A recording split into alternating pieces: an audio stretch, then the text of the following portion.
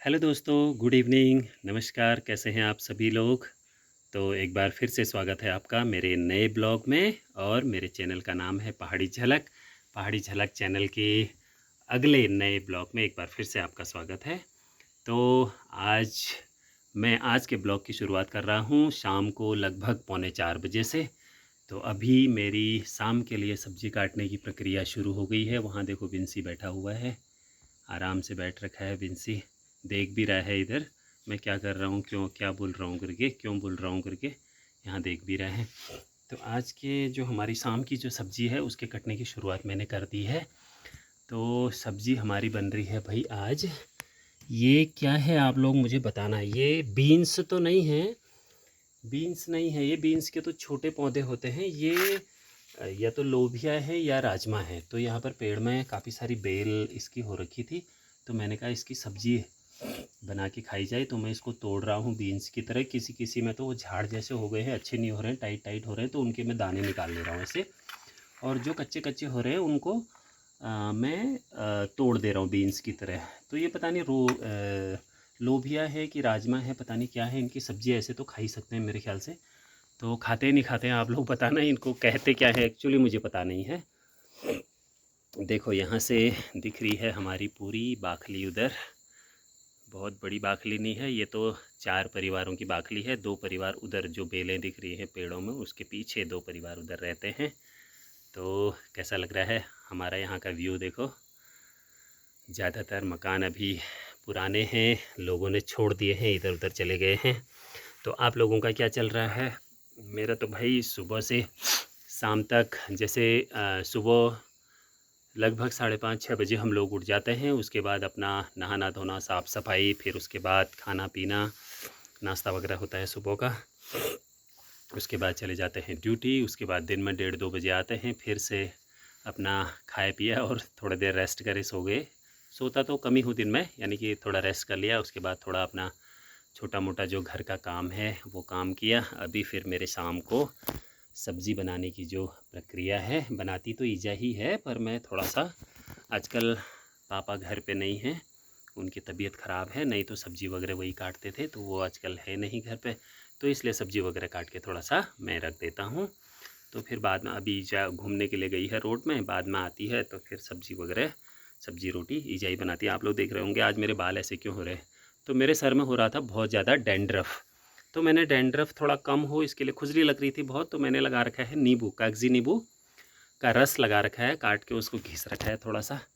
तो उससे थोड़ा सा डैंड्रफ कम होता है। आप लोग भी अगर किसी के सर में डैंड्रफ होता है तो हम लोग शैम्पू वैम्पू ये वो बाहर से लाके लगाते हैं, पर उसकी ज़रूरत नहीं है। आप नींबू भी लगा सकते हैं घर में, आप लोगों को अगर अवेलेबल हो पाते हैं तो मैंने भी इसीलिए, मुझे बड़ी खुजली हो रही थी सर पे डैंड्रफ की, तो मैंने इसलिए नींबू का रस लगा रखा है। अभी थोड़ी देर में फिर मैं नहाऊँगा। और आजकल हमारी घर की सब्जियां चली हुई हैं, तो कभी लौकी कभी तुरई। तो आज बन रही है मेरे ये बीन्स राजमा जो भी है। आप लोग अगर इनको पहचानोगे तो मुझे बताना। आधे के दाने निकाल दिए हैं मैंने, तोड़ दिए हैं, तो आधे अभी और बाकी हैं यहाँ पर, इनको भी मैंने तोड़ना है। फिर उसके बाद तब तक बाद में ईजा आ जाएगी रोड से घूम के, फिर मैं भी थोड़ा सा रोड में एक चक्कर घूमने के लिए जाऊँगा। और देख लो बाखली में पूरी सुनसानी है, कोई भी नहीं दिख रहा है। वैसे ही कम लोग हैं यहाँ, जो हैं भी वो भी आजकल घर में नहीं हैं। क्योंकि आप लोगों को पता होना चाहिए आजकल गांव में कौन सा टाइम शुरू हो गया है, असोज का। तो असोज का काम शुरू हो गया है भाई आजकल गांव में। जो भी बहू बेटियां अपने घर से बाहर हैं आजकल, कम से कम इस महीने में अपने घर वालों को थोड़ा सा सपोर्ट करने के लिए, हेल्प करने के लिए आप लोगों को गांव में आना चाहिए। थोड़ा बहुत घास वास काट के जाओ भाई, और तो पहाड़ों में कुछ है नहीं।